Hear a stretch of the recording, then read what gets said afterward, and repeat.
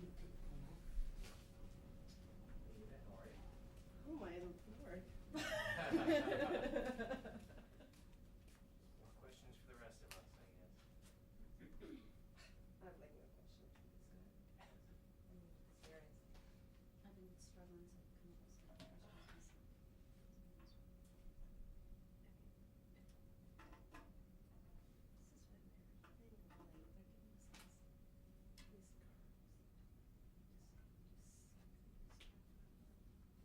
This is what they're giving us these cards.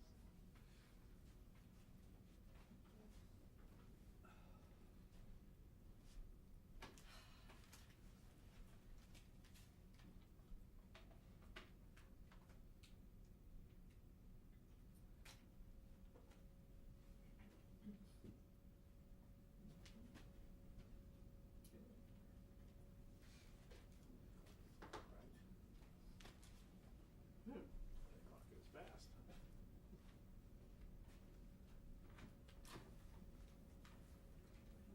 Till forever. My time is going to, I don't think they were gonna all rush.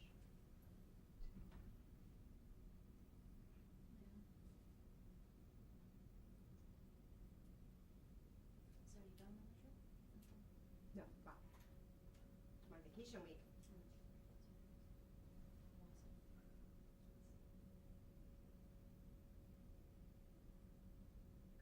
flight out. I don't have a flight back. Oh, goodness. That's the way to do it. Slim pickings today.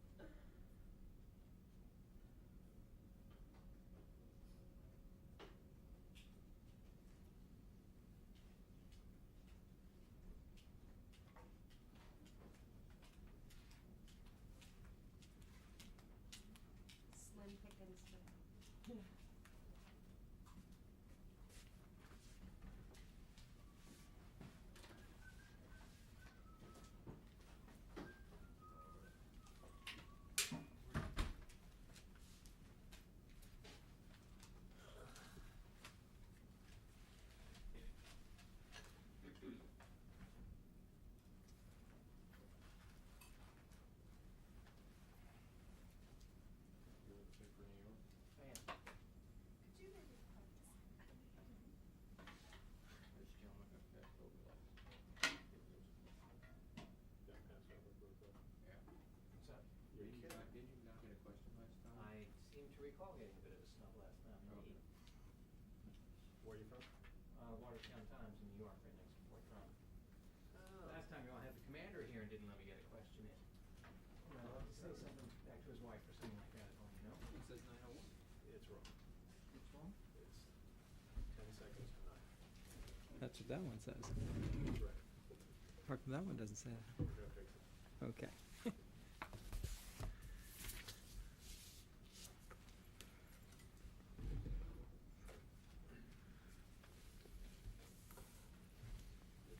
Recording the brochure from the Watertown News. Yeah, got it.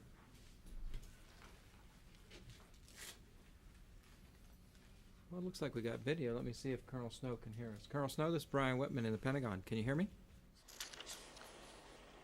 Hey, Brian, you're just coming in just a little bit low. I just need to speak up a little bit. There we go. How's that? Hey, Brian, sounds much better. How are you? Very good, and thank you for joining us today, and good morning to the press corps, and good evening to you. Today, Colonel Jeffrey Snow, who is the commander of the 1st Brigade, 10th Mountain Division, is going to spend some time telling you about what his unit has been doing. He's assigned to multinational division in Baghdad and has been operating primarily in northwestern Baghdad. You will recall, I think, that Colonel Snow spoke to you about 5 months ago, February time frame. His unit's been there just about a year, and he's going to update us on their activities and take some of your questions. So, Colonel Snow, with that, let's go ahead and turn it over to you. Okay, thanks, Brian. Well, good morning, everybody. It's great to be with you to talk a little bit about this brigade and its accomplishments, as well as to share some insights into how I think we're doing as we come to the conclusion of our one-year rotation and begin preparations to redeploy back to Fort Drum. First, I'd like to talk to you about the Brigade's area of operation, our mission, and then share some information that I think will provide a foundation from which you can ask me questions. Our area of responsibility consists of western Baghdad, stretching from the heavily urbanized areas along the Tigris River west to the farmlands of Abu Ghraib, encompassing more than 300 square kilometers and home to nearly 1.3 million Iraqis. There are more than 200 mosques and religious centers. Key among them is Academia Shrine, one of the holiest shrines for Iraq's Shia population. 3 Iraqi Army bases and the Abu Ghraib internment facility all fall within our boundaries, along with the Baghdad International Airport complex. Within our battle space, there are neighborhoods that are predominantly Shia or Sunni, and others that are mixed. In the rural Abu Ghraib area, the population runs to 90% Sunni. Linking these areas are several key routes which serve as arteries for travel in and around Baghdad. Our mission has been to conduct full-spectrum operations in partnership with Iraqi security forces to neutralize anti-Iraqi forces while simultaneously training those forces. In order to accomplish this mission, we identified 6 objectives early on. The first was to neutralize anti-Iraqi forces. The second was to train Iraqi security forces so that they are capable of enforcing the rule of law. The third was to facilitate the establishment of competent local councils responsive to the needs of the people. The fourth was to improve the quality of life for the Iraqi people. The fifth was to improve economic opportunities. And lastly, we wanted to find ways to enhance the perception of Iraqi security forces and the government of Iraq. So the question is, well, how did we do? I believe that in conjunction with our Iraqi counterparts, we have contained, suppressed, or disrupted the insurgencies in areas once considered safe havens. Early in the deployment, success was indicated by the positive referendum and national election turnout that were a direct result of our combined operations to interdict insurgent networks and mitigate risk to the political process. Over the past 4 months, success has been seen in the disruption of Sunni and Shia rejectionists and terrorist networks across the area of our responsibility. The enemy has been forced to adopt new tactics as our combined offensive operations have continually disrupted insurgent activities. I'm pleased with the progress of Iraqi security forces. We have trained 2 Iraqi Army brigades and 1 National Police Brigade that to a certain extent can plan, execute, and sustain counterinsurgency operations with limited coalition support. Though some logistics assistance is necessary, the Iraqi security forces are making progress in providing security for the Iraqi people. When we first arrived, we were partnered with 1 Iraqi brigade, and U.S. forces controlled over 2/3 of the battle space. As we depart, there are 2 Iraqi Army brigades, a National Police Brigade, and a more robust Iraqi police force operating in our area, and Iraqi security forces are in the lead in 2/3 of the battle space with coalition forces and tactical overwatch. Because of the growing effectiveness of Iraqi security forces, we were able to expand coalition efforts to the west of Baghdad. We have been able to disrupt insurgent networks and the rat lines they use to travel into Baghdad by denying insurgents crucial support zones and destroying their caches. The Iraqi security forces are getting better every day, and although they have growing pains like any new army, they have demonstrated a strong will to fight and protect the Iraqi people. It will only get better with time. Coming into this mission, I told soldiers our mission was to work ourselves out of a job, and we've worked hard to do that. As I am sure you know, our brigade is not being replaced by another brigade. It is being replaced by portions of 3 coalition battalions under the command and control of 3 different brigades. We are making progress. As far as local councils are concerned, we're making progress, but it's uneven progress. In urban areas, the security level facilitates the execution of local governance. In the rural areas, we're having a harder time. While the councils are meeting consistently, they still struggle to get everyone to the meetings and to communicate with higher councils in Baghdad due to security concerns. We have worked hard to improve the quality of life of Iraqis. We've executed over 50 medical operations to provide medical care to Iraqis in areas where care isn't available. In our area of operations, we have spent over $150 million to enhance the quality of life for Iraqis. We have built water treatment plants, improved water distribution and sewer systems, rebuilt electrical infrastructure, and renovated 35 schools. We've made progress, but there's still more work to be done. Our brigade has developed numerous projects that other brigades will see through to completion. I believe the soldiers of the Warrior Brigade Combat Team have made a historic role in this country, and I believe their efforts have made a difference. There have been setbacks and sacrifices, but we depart optimistic about the future of Iraq. We have witnessed 2 historic election periods that have set the foundation for the new Iraqi government. For the first time in decades, all Iraqis now have a voice in their future. This momentum will be hard to reverse, and even the Samarra bombing did not sway the Iraqi people from their belief that all Iraqis can live together, regardless of their religious background.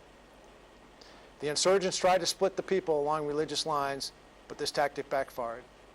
Reporting by Iraqis on insurgent activity has increased significantly since we arrived. Iraqis want to see the enemies of freedom and oppression defeated as much as we do. It will be a long and challenging endeavor, but in the end, I feel democracy will prevail. As long as we continue to support the Iraqi government and the Iraqi security forces continue to improve, then the insurgency will wilt away from the burden of its own oppression. You can only kill your own people for so long before they say, enough, and turn against the terrorists. And they are turning more each and every day. Yes, some are turning to militias, but most are turning to the government and its security forces to solve these problems. I think this is an important point for the American people and the media to understand. My personal opinion is that the only way we will lose this war is if we pull up prematurely. But in the end, I understand this is a political decision that the American people and our elected representatives will have to make based on recommendations from our senior leadership. I would hope we get the time and support we need to finish this mission. This war is a battle of wills. The insurgents will never defeat our soldiers' will to fight, ever. So they've taken aim at the willpower of the American people.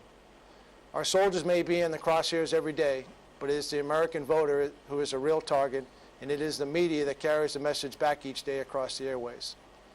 So when the news is not balanced and it's always bad, that clearly leads to negative perceptions back home. Now, I'm not saying bad things don't happen. They do. But there are also good things going on, and we are making progress. Our soldiers believe in this mission, and they're proud of what they've done for the people of Iraq. I tell you this because 746 soldiers from this brigade have re-enlisted, and we accomplished our fiscal year 2006 mission in only 7 months, a remarkable achievement. These soldiers understand the mission, and they're willing to continue the fight. In closing, I want to tell you how proud I am of the discipline and teamwork that each unit and soldier within this brigade has demonstrated this last year. The soldiers continue to amaze me with their dedication, loyalty, and motivation.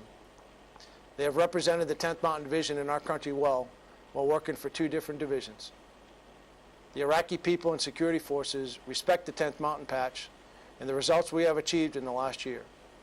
We've worked hard to build upon the success of those who preceded us, and we knew that the mission would not be complete when we depart. Our success has come from being team players, forging a relationship with Iraqi civilians and security forces, conducting combined operations with the Iraqi security forces, and perhaps most importantly, from the support of our families and the American people. At this point, I'll be happy to take any questions you have. Well, thank you for that update and for your perspective from the ground there. Certainly some impressive accomplishments of your unit there. Let's get into some questions. In fact, let's do something a little bit different. Colonel Snow, we actually have your hometown newspaper here, and we'll start with the Watertown Times. And Mark, you got the first question. Hi, Colonel Snow. It's Mark Heller from the Watertown Daily Times. At the risk of being a little bit inside baseball,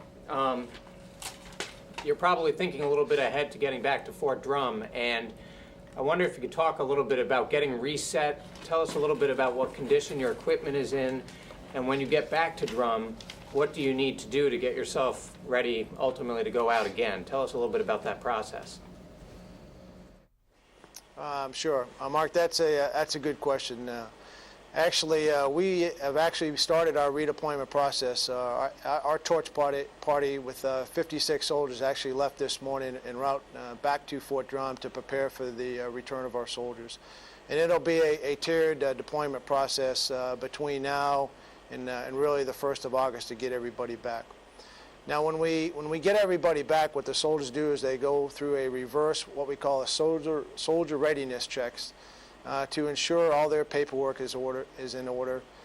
And there are screening forms, health assessments, other things of that nature to make sure that the soldiers are physically and mentally prepared to take a well-deserved block leave, which will start in the middle of August and run till September. Now, when we come back from September, most of our equipment that we will ship here in the coming weeks from Iraq We'll get back there to Fort Drum, and then we'll begin the process of what we call reconstitution and reset.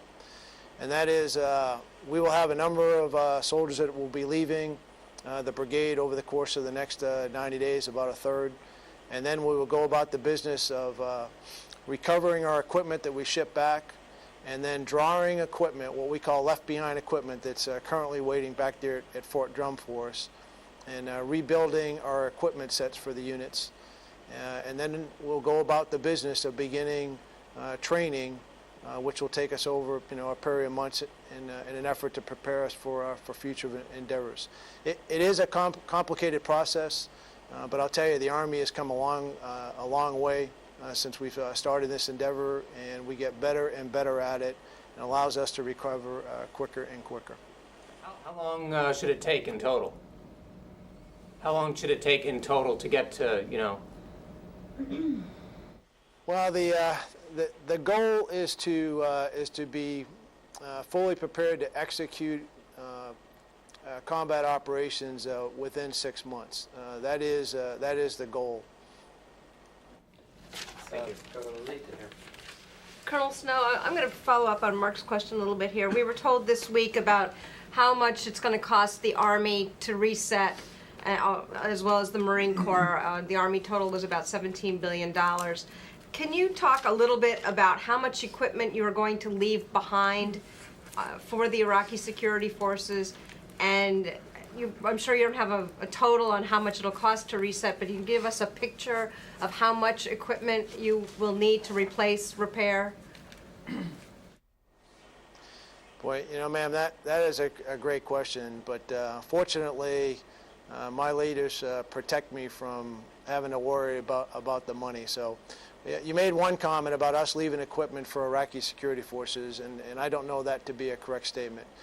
We are leaving most of our up-armored Humvees and a lot of our equipment for other coalition forces, either in theater and or it's my understanding that some of that will go into reset for other units, and possibly some of that is to the Iraqi security forces, but I'm not aware of that. As to the cost associated with that, I'll be honest with you, I don't have a clue. I probably should know that, but I don't, and I'm very fortunate that I've got commanders that allow me to focus on the fight, and they tell me, I explain to them what I need, and they'll figure out how to resource it. And thus far, throughout transformation and the entire time we've been here, they've held true to that. Do you know about how much of your equipment you leave for other coalition units? Well, over here, when we deployed over here, we did not have any up-armored Humvees. And so, that number is in the neighborhood of 220. All of those will be left here. There's equipment called stay-behind equipment that is left for units to deploy in, because what the Army is trying to do is reduce the amount of equipment that they've got to load onto ships and put onto planes to come over here in support of other units. For example, most of you there know that the 2nd Brigade from the 10th Mountain Division is going to be deploying shortly. So whatever equipment we have that is similar, it makes sense for the Army to keep it here and reduce the amount of equipment that has to accompany follow-on units. And we've been doing that for some time, and I think it's the right thing to do, because it minimizes the amount of time it takes to get that equipment over here. It certainly reduces the cost of having to ship or fly that equipment over there, and I think the Army's doing a great job in that regard. Hey, Colonel Snow, it's Pam Hess. In your opening statement, you talked about your brigade being replaced by pieces of 3 battalions. Does that mean that battalions from other brigades are just expanding their AO? What kind of an exchange is that, people for people? And also, on the larger point you made about media coverage, Baghdad is one of the most dangerous places in Iraq, Baghdad and Ramadi. What you reported to us is pretty positive. How do we square the daily casualty reports out of Baghdad particularly with the progress that you say you're making? We have a logical disconnect on that. Right. Well, with regard to your first question, you're exactly right. There are elements of 3 brigades. One of those is the 4th Brigade, which is operating to the east of us. They are going to assume responsibility for providing tactical overwatch. 1st Brigade, 6th Iraqi Army Brigade, or 6th Division, which has independent battle space. So by tactical overwatch, they have what we refer to as a MIT team from the Iraqi Assistance Group that is providing training and assistance.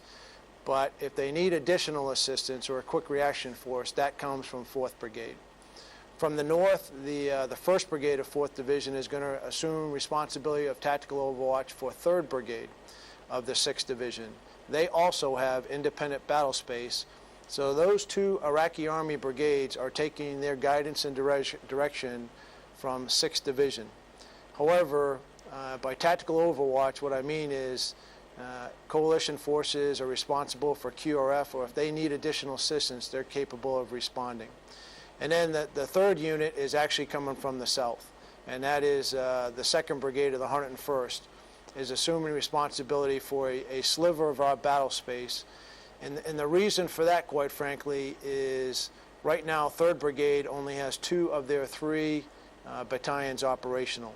But there are plans over the course of the next 60 to 90 days to form that 3rd Battalion, and that will be great because they'll be able to expand their area of operation, and I think that's a good thing. Now, with regard to your second question, I would answer it this way. I think sometimes we just focus a little bit too much attention to, IEDs and kidnappings and murders. I am not denying those things happen, that they do. I think how you get around that is, I think embedded media is the answer. By and large, those media that have come out here and spent time with us, and you are one of those, I think they come away from with a different perception when they actually get out there and spend time with Iraqi security forces, or they spend time with coalition forces, and they go around and see firsthand what is going on and talk to the people. By no means do I want to undermine the kidnappings and some of the assassinations that are going on. They're tough. And if I could give you one more example. Take, for example, we have had some pretty tough attacks here recently with Operation Together Forward, where some of our checkpoints have been attacked. Now, if you were to look at that, you'd think, well, that's a terrible thing, the checkpoints are being attacked. But if you go out there and you talk to the soldiers and the national policemen at those checkpoints, they feel like they're making a difference. And we had 4 of these type attacks over the course of a 3-day period. And in 3 out of the 4, they thwarted those attacks. They identified the VBID before it got to the checkpoint, did a good job reacting, and as a result minimized casualties. Additionally, they believe they have significantly disrupted the insurgent ability to move in and around western Baghdad. But if you don't get out there and spend the time with them, what you tend to focus on is the fact that, well, we had another, VBID strike. That is unfortunate, but I think they're moving in the right direction. Let's go over here to John. General Jonathan Carl, ABC News. You offered your personal opinion that the only way to lose is to prematurely pull out of Iraq. So I'm wondering if I could press you a little bit further on your personal opinion. How long do you think that process will take? I mean, what would represent a prematurely pulling out of Iraq? How much more work remains, and what are the big challenges ahead? Right. Well, again, my personal opinion, although I think you will find it to be very consistent. We go through a very deliberate process each and every month to assess the status of our Iraqi Army forces and our Iraqi police forces. It's much like a unit status report, if any of you are familiar with that, for our own Army. We put a lot of time and effort into assessing that and determining what we need to continue to make forward progress. Now, I don't know what that amount of time is. What I can tell you is that each and every month we've been here, it's gotten better. I mean, just recently, the 2 brigades in my own, that I have tactical overwatch with, the 1st and 3rd Brigade, just got up armored Humvees. The 3rd Brigade got about 36, and the 1st Brigade got about 60. But the 1st Brigade's a little bit larger. That's why they got the increased numbers. So about 15 per battalion. That is a significant force protection enhancement for those units. In terms of the time, I don't know that. I mean, what we are working on right now is working on enhancing the logistics and the maintenance and the, I put it in that category, maintenance, logistics, and supply capability, repair capabilities of the Iraqi forces. Again, my personal opinion is that's a long pole in the tent. But as we speak, we are working very hard to train that capability within the Iraqi Army units. And then the division and above leadership is working very hard to develop those next levels of maintenance responsibility and train it. So it's going to take some time, but I would just, again, my personal opinion is I look at how much time and effort people are putting into this, and we're going as fast as I think we can go. And in some cases, it's an awful lot of training to get these folks where they need to be. So it's not going to be easy, but I think we're doing the right things. And when the conditions are right, you know, as all of our leadership has said, I think we will we'll move on to something else. Jeff. Good morning, Colonel. This is Jeff Schogel with Stars and Stripes.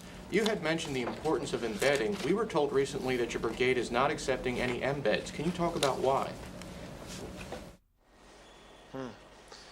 I would tell you, I'm not aware of that. To my knowledge, not only have we accepted embedded reporters throughout, but it's my understanding we've got one more that's en route to accompany us on the way back.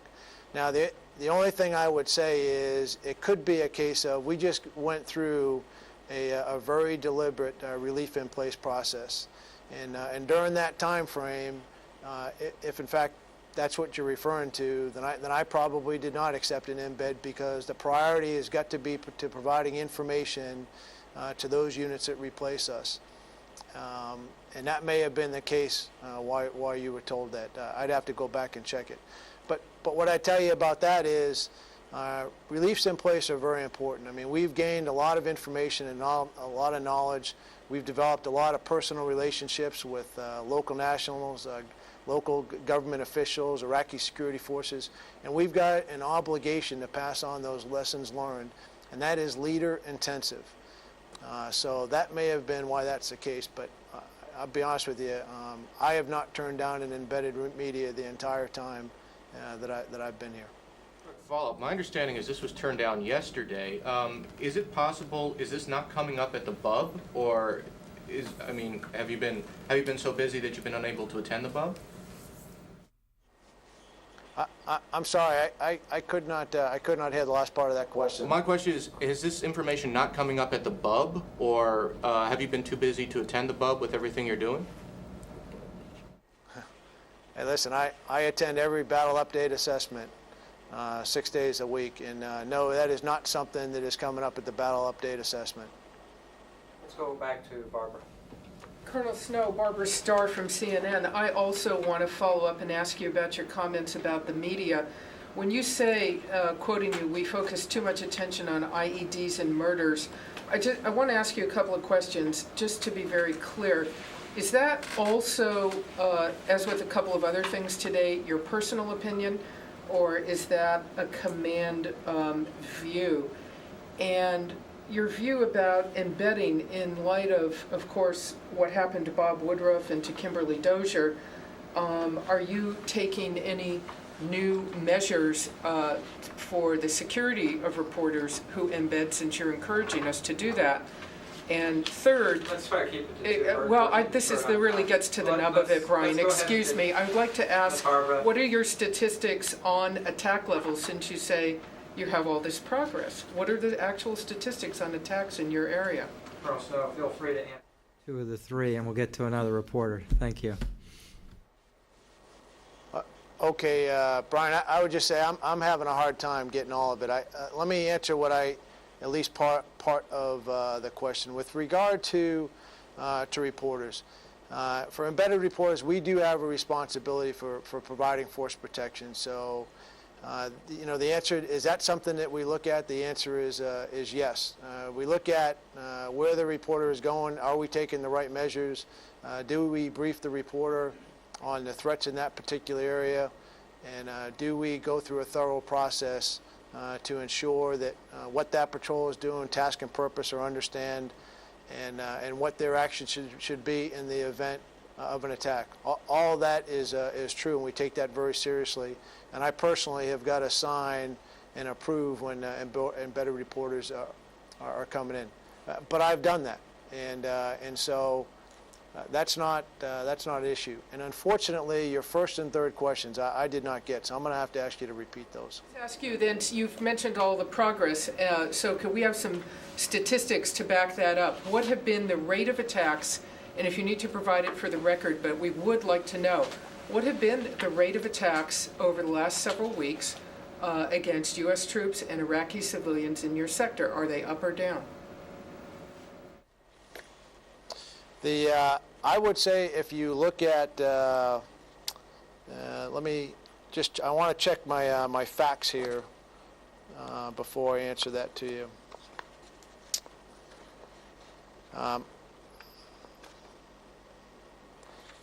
The way I would answer that is that attacks here recently are up in our area. However, the effectiveness, the overall effectiveness, of them down. So, you may perceive that as doublespeak. I don't have the precise numbers in front of me. What I'd say is this. I think since we have started Operation Together Forward, you'll find that the number of attacks are going up. Why is that? I think in part because we put a lot of time and effort and we've communicated that we were going to do this to the Iraqi people. And in doing so, in an effort to inform them, I think insurgents have also taken note. And I really think this has had an impact. So as we populated, put additional patrols, both dismounted and mounted, into neighborhoods, what we refer to as mahallas, and we increased the number of checkpoints, we expected that there would be an increase in attacks. And that is precisely what's happened. We really weren't surprised, but I believe that these attacks are going to go down over time. So I remain optimistic. So we've reached the end of just about the end of our time, and I wanted to give you the last couple of minutes if you had some closing remarks. Well, I do, and first of all, I want to thank you for the questions. And while I'm incredibly proud of the accomplishments of the BCT and our partner units, it has come at a significant cost. There are pictures of 12 soldiers and 2 Marines on the memorial wall in our headquarters who have paid the ultimate sacrifice, 11 of them from the 10th Mountain Division, who will not return with us when we go home.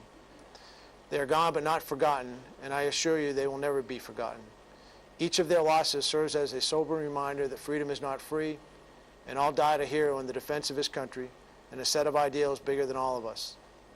The future of Iraq is bright, and I would like to share 2 anecdotes to tell you why.